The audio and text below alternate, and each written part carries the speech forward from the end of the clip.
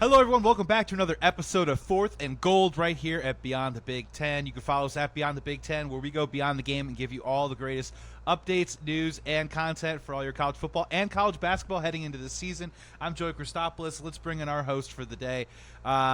He's the Fourth and Gold host. He's former NFL standout. He's former Minnesota Gophers standout. And he's licking his wounds a little bit today. It's Brock Vereen here to talk about another incredibly frustrating loss with the Gophers. Brock, how are you? Pain. Pain is just the only word to describe it. It hurts more than the Northwestern loss, and I thought that one was bad. It's not just the game itself. Of course, it's also the implications of you beat Illinois and you have the firmest grasp of the Big Ten West. I mean, everything that needed to happen happened, because you still have Ohio State on the schedule in 2 weeks. Barring a major, one of the biggest upsets in college football, even if you chalk that game up as a loss, you still have a firm grasp on the West and control your own destiny, because Northwestern losing pushes them firmly out of the picture. Nebraska losing, who was also tied with the West, is huge. Wisconsin losing to Indiana. This could not have worked out better. Iowa winning meant nothing, because the tiebreaker over Iowa was already in Minnesota's hands. And in a heartbreaking fashion, the Illini came in and, to their credit, handled their business. And to Brett Bielema's credit, still undefeated against Minnesota. I mean, that was going to be one of my opening lead questions. I mean, you see it on national, you see it on ESPN all the time. The question, did Illinois win this game or did Minnesota lose this game, Brock? I mean, maybe we'll just start there and then we'll get more into the more detailed aspects of the game. You know what? As much as the game hurts, as much as there will always be 1% of me that is always going to be I'll always be a Gopher, but in regards to objectively observing college football, like I have to for work, there's always going to be that 1% of you that loves your team, and that's not going anywhere. Even with all that considered, I will say Illinois won that game. Against Northwestern, Minnesota lost the game. They blew it. They blew it against Illinois, but they made plays down the stretch, them being the Illini. And I feel that while... This is why. If you remove the context of the Big Ten West and how Minnesota could have such a firm control of it, and you just look at this game in a vacuum, you would say, good for Illinois, because they came back and they hung on and they made big plays when they need to. It's because Minnesota fumbled the opportunity to have firm control of the West that I feel influences how we see the game itself. Does that make sense? Yeah, no, absolutely. And look, we are going to do a little bit of a reverse engineer. So I do want to get to some of the bright spots in the game, too, and highlight a couple of individual players that we haven't talked a lot about here on Fourth and Gold. But, I did really want to get your perspective, because there's two schools of thought on this, and what better to ask than a former NFL defensive back.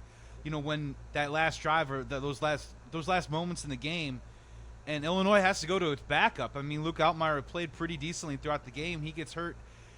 In comes this kid Paddock, as a former, defensive back who's played in the NFL. I mean, are we giving credit to the kid for spinning a couple of really great throws, or as a former defensive back, you're saying to yourself, man, that stings? How do you let the backup quarterback come in and do that game-winning drive on you? Where do you land on that? You know what? That's probably the biggest point as to why Illinois won this game. Mm-hmm. As opposed to Minnesota blowing. You know how many people get thrown in the fire during the final stretch of the season in conference play on the road and just crumble. And I'm not even talking quarterback. I'm talking running back. I'm talking left tackle. I'm talking punter.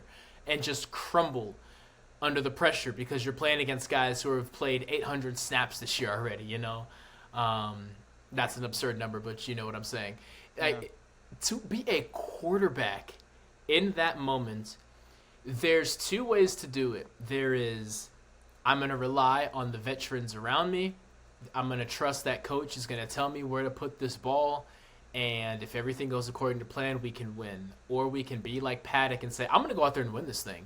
Because there's actually no reason to have any fear. Not that it's human to be nervous in that situation, but it's justified to say, if I go out here and throw 5 interceptions in a row, is anyone gonna blame me? No. So I'm just gonna go out there and play the game I've always played. And credit to him, he embraced that. And to Brett Bielema's credit, moments like that are why he's such a respected coach, are why he's a player's coach, why anyone who's played for him at Wisconsin, Arkansas, or now Illinois loves him, because he empowers his guys. I am close with Coach Bielema, and when the sting wears off, I can't wait to talk to him and find out what that pre-drive conversation was like for that game-winning drive. Paddock made throws that he had to make against a pretty good defense. Credit to him. Credit to Isaiah Williams for running a good route, and credit to that team for coming back and chipping away and eventually getting the win. I want to go one more on this just because I'm just so interested in this topic, and I just want to get your thoughts on it. Last week we talked a little bit about Jordan Newman and what it was like to be, the 5th string running back, a guy that maybe necessarily wasn't even playing the position last year, for him to step in and deliver and produce.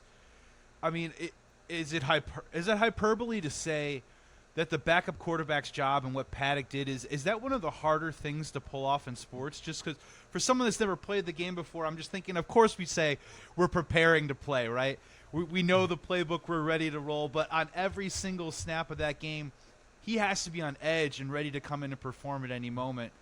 I mean, I just want to make sure, are we making too light of how impressive that is for a kid to come in there and be able to play in the last seconds of the game? Because it's easier to say than it is to do. Joey, I love that you brought that up. It's a fantastic question. And yes, it is more impressive, and this is why. You get thrown in the fire as a running back, the play gets called, okay, I'm running to the B gap on my right. The B gap is the B gap, right? No matter how many snaps I've played, the B gap remains the same. If I'm a wide receiver, as long as I get thrown in the fire, as long as I know the play, well, a dig route is a dig route. And this is the coverage, this is the play. I'm supposed to run a dig here. I'm going to run the dig route. Feel of the game is it's paramount for a quarterback, right? Because if you're a quarterback and you drop back in the first quarter, everything is neutral. You drop back in the fourth quarter and you've been playing the whole game, my left tackle's struggling with their defensive end. That influences every single play. My running back is a little banged up. That influences every play. My tight end has 2 drops today. He's not feeling confident. I can't trust. There's tiny little things that inform every single play that you have to know as a quarterback, from your O-line to your running backs to your wideouts to your tight ends to everything. And for Paddock to not have that feel of the game and just go in and not know that, I mean, small things, even like, man, that strong safety is really playing on his toes. We've been able to get him on play action. Altmaier knows those things. Now, maybe him and Bielema shared it with him, but there's tiny little things that he did not have that a quarterback who's played for 3 quarters has. Shoot, three and a half quarters. I don't even know how much time was left when he went in, but there wasn't a lot of time. So I cannot praise Paddock enough for being in that moment and delivering. So let's roll it back a little bit and let's open it up to the broader aspects of the game. To be very fair, Minnesota had a lead throughout different courses of this game. I do feel like a little bit of that Caden Fegan run really felt like a little bit of a momentum shift to kind of change the emotional tenor of the game a little bit. But I do want to ask, what are some bright spots? What did you like to see? What offensive, defensive side of the ball? What do you think were some of the highlights that you think were promising for the Gophers, at least moving forward? Ethan Kaliakmanis, and it's unfortunate that a 3-touchdown performance doesn't get rewarded with a win. Coming into this game, I felt, okay, if Ethan has a decent game, they win. He had a good game. I mean, you could argue it was one of his best games. 3 touchdowns to 3 different wide receivers. That was impressive, and hopefully he can build on that against a struggling Purdue pass defense and continue that. Brevin Spanford, who entered this year on all the watch lists, all the award lists, and has not played up to standard. He would be the first to say that. And had a good game. Scored a touchdown. I believe he had 3 receptions, and, while that's not an overwhelming number, when you compare it to the drops sometimes in crucial situations throughout the year, that was a huge game for him, and he stepped up when his team needed it. Daniel Jackson, now I believe 3 consecutive games with a touchdown. Yeah, seven on the season too as well. Yeah. And when you factor in the struggles of this offense, the lack of chemistry with Ethan from week 2 really to week 7 or 8, that's a huge thing, and it's impressive there. Jordan Newman didn't have 1,000 yards again, but he did good. And Cody Lindenberg led tackles with 11. So it's one of those things where if you look at the stat sheet, you say Minnesota won this game. But if you turn on the TV with a minute left, you come to find out they actually didn't. Yeah, they won the turnover battle, and they won the penalty battle too as well. They played cleaner football, and again, they have an L, in the column there as they move forward. I also wanted to shine a light a little bit. I want you to tell Gophers fans a little bit more, because we haven't talked a lot about him this season. But over the last 2 weeks, the dude has shown up. Can you talk to us a little bit about Ja Joyner? 2 forced fumbles the last 2 weeks. He's got, I believe now, I think it's either 2.5 or 3 sacks total now over the last 2 games. Let's just talk about a guy who's obviously on a little bit of a heater right now. And, what do you like about him as a player? What are the traits that get you excited? Yeah, great point, because the Minnesota pass rush coming into this year was the biggest question mark, because it hasn't been there. Minnesota's been fine in the DB room. They've been fine in the linebacker room. Plenty of guys going to the NFL from both of those rooms. Leading into the 2023 season, right? So 2022 and previous, there just wasn't much there. There was a different D-line coach every single year. There was so many transfers in and out, and really Ja is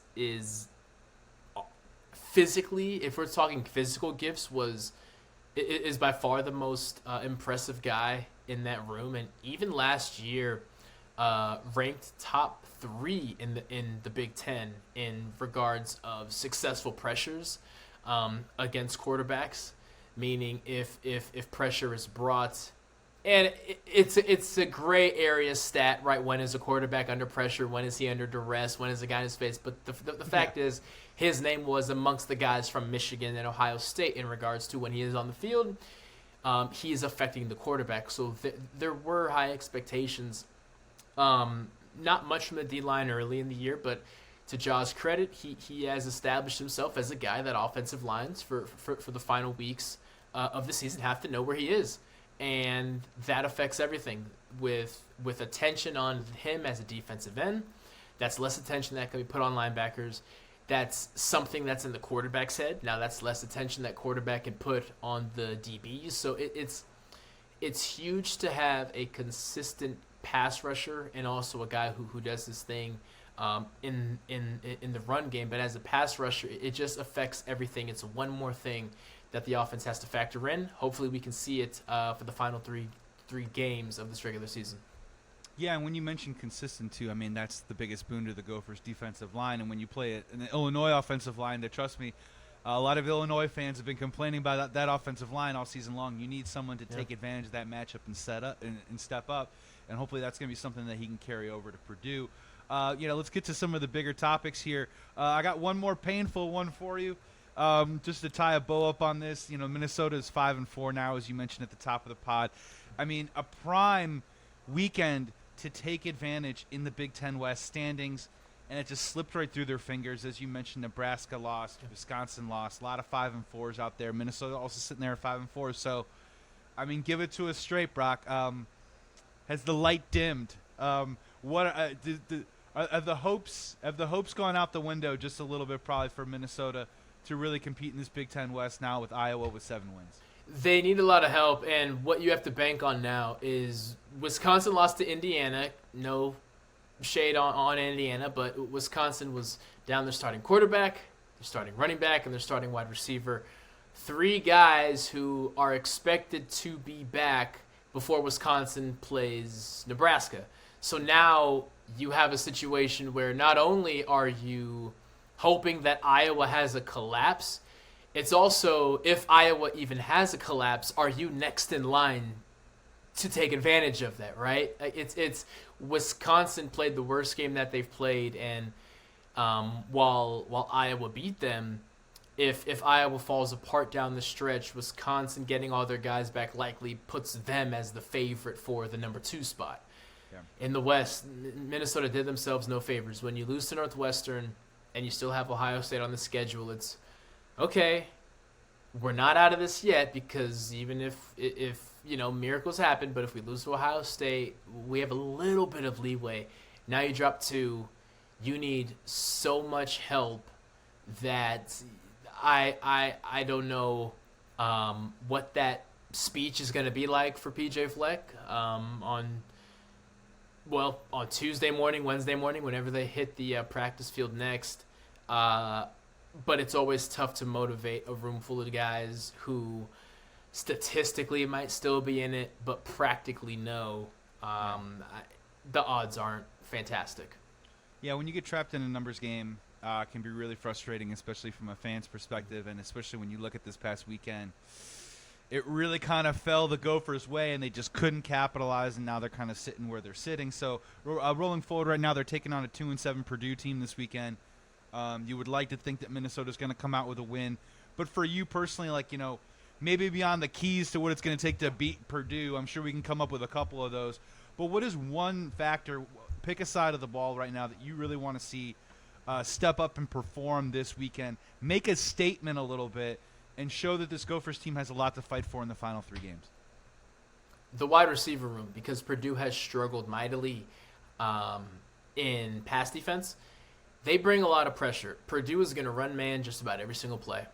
Every single play, it is mano-y-mano, our guy versus your guy. Even if you beat them 10 plays in a row, they're going to come out man on the 11th play. So what that means is there's a lot of pressure for Ethan Kaliak-Man. Is what Ryan Walters, the head coach and defensive play caller for Purdue, does is we're going to trust our guys in man, but they're not going to have to cover long because we're going to throw so many exotic looks up front. So a lot of pressure will be on Ethan to identify things that's going on, which means his guys have to win, and they have to win quickly. He will not have a lot of time. So you have a situation where Elijah Spencer catches a touchdown. Daniel Jackson had a good game. Corey Crooms had some big catches throughout the year on some key third downs. And, of course, you have Daniel Jackson. So it's not just you guys need to win. It's you need to win early. Him being Ethan, will not have a lot of time to throw. Before we get out of here, Brock, let's just open it up to some general Big Ten or college football talk if you'd like. I want to give your pick on this one, but also I want to ask you something right off the top, and then you can go in whatever direction you want. Okay. So, Brock, are we sure Ohio State is the best team in the nation?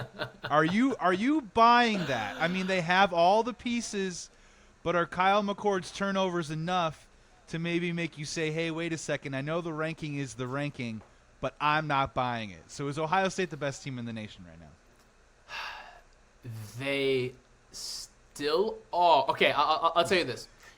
They are firmly the best team in the Big Ten. I see the threat to Ohio State being Georgia, because what Georgia did last week is they played a complete game, meaning not the score at the end of the game, meaning contributions from everywhere. Usually for Georgia, it was one guy is just going to go off for 200 yards. Usually it was Brock Bowers. Then Brock Bowers goes down. Then their wide receiver, Ladd McConkey, goes off, and he's unguardable. But what they did last week in their win against a ranked Missouri team was a perfect balance of a little bit of running back, a little bit of wide receiver over here, a little bit of wide receiver over there, 2 interceptions defensive. It was the first time I saw Georgia really show to be a complete team, not just a team with 2 matchups that they can just exploit. If they do that again against, God, I think they have 2 out of their last remaining 3 games are ranked. If they do that again, I would be shocked if the CFP does not rank them above Ohio State. Now, of course, Ohio State and Michigan, whoever wins that has an opportunity to jump Georgia. But so to answer your question, Ohio State comfortably still the best team in the Big Ten, even with Cal McCord's struggles, because Travion Henderson is showing to be just the guy that he was his freshman year, finally healthy for the first time in 3 years, really. And that defense is incredible. The margin is smaller between them and Georgia, but technically it is still there. However, when this week's iteration of the College Football Playoff rankings come out here in about 24 hours, I'm not going to clutch my pearls if Georgia leaps them, but I feel pretty confident Ohio State should still hold on to number 1. Yeah, no, you're almost correct. So they're playing Ole Miss this week, ranked number 10, and then next week Georgia travels to Tennessee to take on number 17 Tennessee, and they finish up the season with Georgia Tech. So I mean, look, that's still on the schedule there. And it's tough. Yep, and Ohio State still has Ohio State still has Michigan on the schedule. Michigan plays Penn State this weekend too. So I mean, I think there's a lot of story left to go with that CFP for sure. Anything else strike you from the weekend that caught your eye? Yeah, let's go outside the Big Ten. Let's go to, actually, you know what? 3 things. One, the juxtaposition of watching Northwestern and Iowa play, and then a couple hours later watching USC in Washington is the funniest thing in the world. But you know what? And this is me as a defensive guy speaking.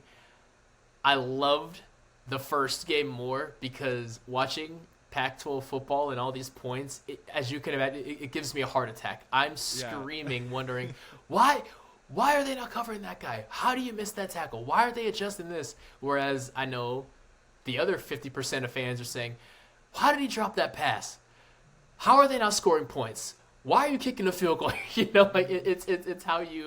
It's how you view the game, and people love points. I'm not blind to the fact that people watch to see points being scored, but that juxtaposition was awesome. The Big Ten thing was just them being in Wrigley Field again.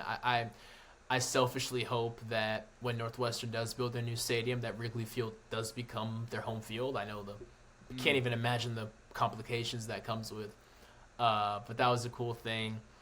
And then lastly, the LSU Alabama showdown.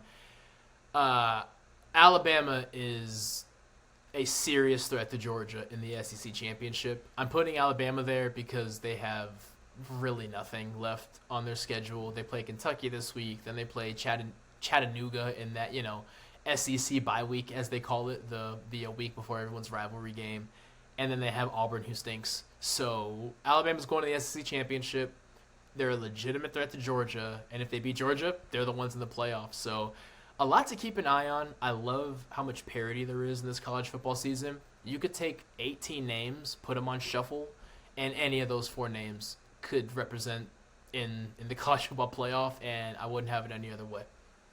Yeah, that's such a great point. The other one that I'll throw in the bin just really quick was I think a lot of people want to name like Texas as a possible CFP backdoor dark horse possible, and they almost lost this weekend, right? Kansas State gave them all that they could possibly handle. And then just real quick with the Iowa-Northwestern game, I'm 100% on board with you. I don't know who to blame on this one, but did you notice on that the first and goal on the 1 yard line, what they did to the field after 2 or 3 attempts of push or whatever? They literally were digging a hole. Like the fans couldn't see them because at some point they were playing 2 feet underground. I mean, that's when you know it's defensive football, right? When they're literally digging up the ground there. That was incredible. By any means necessary. I love it. Brock, we got to get out of here. This was another episode of 4th and Gold. Hopefully the Gophers get back in the win column this weekend against Purdue. Get to 6 wins. Look, that will make them bowl eligible. Excuse me. So a lot to look forward to, and we're going to be here to cover it all. Brock Vereen, thank you so much for joining the show, man. Good to see you. Have a great week, and we'll see you next week. Thank you, sir. Always happy to sit with you. Checking out 4th and Gold here. Thank you so much for tuning in. Follow us at Beyond the Big Ten. We are Beyond the Big Ten, giving you all the fantastic content that you need all season long, and going beyond the game too as well with college football and now college basketball just right around the corner. Make sure you come back and check us out again. Thank you. Be well, be safe, please be good to each other, and we will see you soon.